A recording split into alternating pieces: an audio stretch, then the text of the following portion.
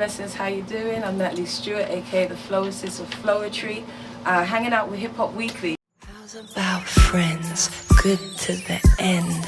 You don't have to hide, you don't have to lie, 'cause we're gonna win each and everything that we talk about, that we pray about. Share. It's your boy DJ Waffles checking in Hip Hop Weekly All Access with Natalie Floacist. Before we start this interview, I just want to know, where did you come up with that name? Floacist? Right. I was going to say Mum did the other one.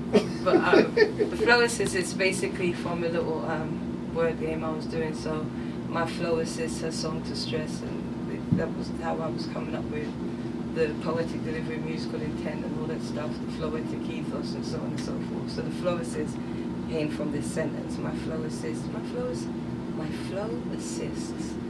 That's dope. So, okay, your flow assist. It's like basketball also, like when you pass off. Well, I was a guard, you see, so that's great. Assist. Alright, take me back to the days with 3+1. Oh. You know I was going way back. This was the whole thing. I did a lot of homework, so I wanted to go back, and then we could get to all the great stuff that's going on right now. Let's take it back. Back is great too. Back is great. Yeah. So 1998. I went to a script reading where I happened to meet two people that went on to be members of 3+1 also. You know, we bonded in poetry and the arts. We were all there as actors. And poetry, once I got to the poetry stage, it was the combination, because I love the performance arts. I studied theatre. But you know, you have to live within the mainframe of the art that's available, you know, so you've got certain parts you can play, which in some ways it can be limiting. But the spoken word, you're dealing with casting yourself, you know, you're dealing with your own. So once I found that space, that was just like coming together my two worlds, and that was 3+1. We used to go into Darwood, Carl, and Nolan. We used to go again. I was the +1. Right. And we used to go into unis, and sometimes we would be in the party, we'd be in clubs. And now we've got 3+1 poets. But that was fun. Yeah, we just brought poetry around to different places, different spaces. Love Jones had, you know, dropped at the time as well. Spoken word, as it always was having an upsurge. But you know, you always feel like it's only your generation. Like we're the first to do it. But it was the won a couple of slams. It was good. So what about poets versus MCs? Well, that was You know, I did a lot of homework. I make sure. You treated it like a waffle. Yes. Poets versus MCs. That was a show. Right. That was at the Spitalfield Market. It was in the Spits in London City, and well, the poets won, of course, because. Why is that? Yeah, because 3+1 pretty much were the poets. Right. And no, there were some great MCs there. Ty was there. Shout out to Ty. And we just did our thing. I was in the second half, and I decided to invite my friend down to do this thing that we were messing around with. So at the time, you know, I invited my friend Marshall onto the stage, and we performed a song called Fantasize for the first time. Later on, that became Nat and Marsh. Later on, that became Floetry. So that's what you're talking about when you say, tell me about poetry. And needless to say, poets won. Take me to the beginning of when you guys, after fantasizing, y'all decided to create Floetry. What was that like between you and Marshall? Well, it's funny because Marsh and I've known Marsh since I was like 11 years old. She's like 13. And we knew each other in a completely different construct. We knew each other through basketball. Marsh is a serious ball player. And, you know, that's how we met. I'm also played street ball. Marsh was, you know, she played for Brixton, she played for England. And we used to have a really serious energy that bounced between us, even on the sideline. You know, there's a couple of people who went away for the summer and worked on their game, just based on the sideline commentary and interjection and interplay of Marsh and I. It just used to kick off, and then we ended up at the same performing arts school where she studied music business, and I was doing theatre and English and performing arts. But it was not until after that we started to work together. I mean, Marsha had a solo deal, had a dope song out in the UK, and so there was all of that before we even came together where you spoke of. So in a way, Floetry was making itself before we even really knew, because those type of things, the basketball helped us very much with our coming over and our work ethic and things like that. We go into the performing arts school together, that era of coming of age, whether or not we were even thinking of working together at the time, we share these eras of time, you know, and I think that had a lot to do with how it happened. So when it became Floetry, the thing was leading us, like, you know. It was already waiting for you guys. Yeah, it was there. It was like, you may not have known it, but this is what we're doing. So tell me about the night when y'all made Say Yes. Say Yes, A Touch of Jazz.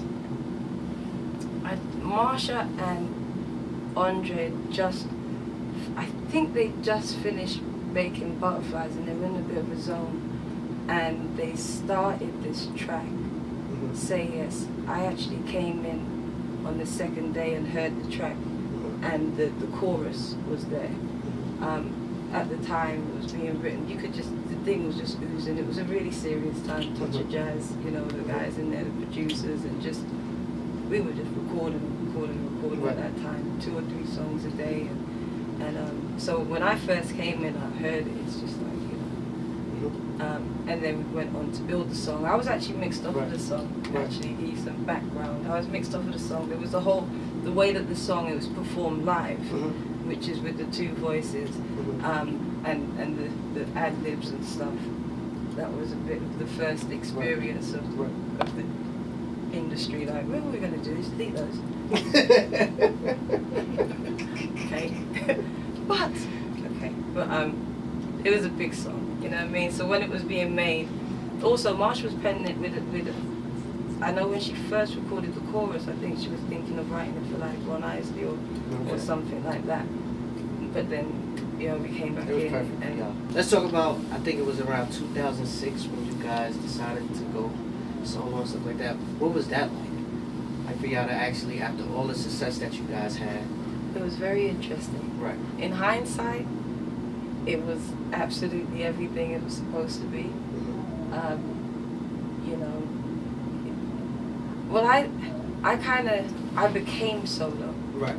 So I didn't really have any solo aspirations. My head was really in, you know, the duality and the spoken word and the vocal and the percussive voices, the poetry and the melodic voices, the song, and you know how you blend those and what it does and what is Floetry, and Floetic is the phonetics and Floicism is the movement, and Floology is the mindset. I'm all, you know, like you said, where do you get the word Floacist? Well, actually, it comes from a paragraph. I wasn't really. So it was a real good, you know, wake up and remember everything. I'm a multimedia artist, so it was a really good chance to do different things. Did some theatre, went home, was able to share with, you know, all our people back home. Really, the record was mostly being promoted here, everything was happening here, you know, able to go back and open vortexes and touch places that, you know, you come up on what you did. So that was really great, but to have some time, obviously I'm saying this all in hindsight, at the time it was quite interesting. It was kind of like, okay. That's a great way to say it. So now let's speed up to like now. What are you actually doing now? Because I heard some of your records. I actually got 2 good records from your PR, and they were pretty good records. So tell me what you got going on now. Well, there's 3 records. Okay, so, and I'm a DJ, so they're keeping me out the loop with 1 more record. I think we need to talk to them after We'll talk to them. It's okay. Rise of the Phoenix Mermaid, my 3rd solo record, that came out last year, 2014. Why did you pick that title? Because it had everything to do with really the ciphers and the cycles of time. And I had experienced my hibernation, isolation, incubation, whatever you would, you know, call it, period. And I could feel myself coming back up to the surface, kind of coming back to the surface of myself. And I had that title in mind. It's the first album I've made in the acceptance that I'm a recording artist as well. That was the other thing, I suppose, which was so my sixth project was the first time I was like, you know what, I make albums, so I'm going to make an album.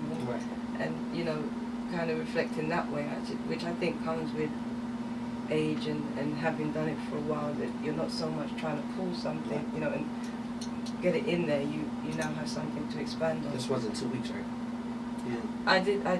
Well, Rise of the Phoenix Mermaid, because I went into it knowing the track order of the album, that's the order that the songs were recorded in. I wanted to make something that moved all the way through. I worked with a dear friend of mine. I worked with one producer, Chris Big Dog Davis, because I didn't want an interrupted experience. I didn't want a song I recorded on the 8th week to be the first song, and then you know, I wanted to just make this journey.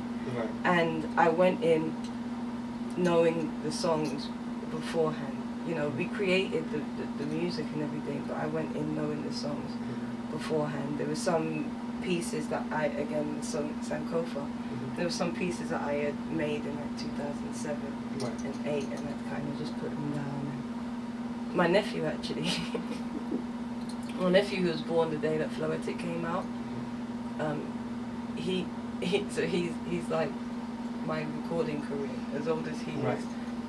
Wow, that's amazing. is it.